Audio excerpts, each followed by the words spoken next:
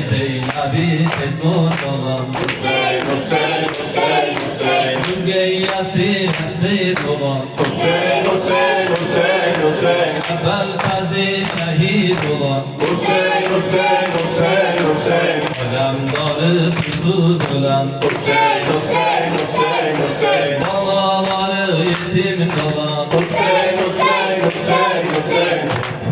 Kefensiz düşen Hüseyin, Hüseyin, Hüseyin, Hüseyin. Yatma bir uykudan uyan Hüseyin, Hüseyin, Hüseyin, Hüseyin. Ehli beyti kalan olan Hüseyin, Hüseyin, Hüseyin, Hüseyin. Şiyeleri yas tutan Hüseyin, Hüseyin, Hüseyin, Hüseyin. Şiyeleri yas tutan Hüseyin, Hüseyin, Hüseyin, Hüseyin. Kerbela can veren Hüseyin, Hüseyin, Hüseyin, Hüseyin. Yürekleri kanlar olan Hüseyin, Hüseyin, Hüseyin, Hüseyin. Şehit olan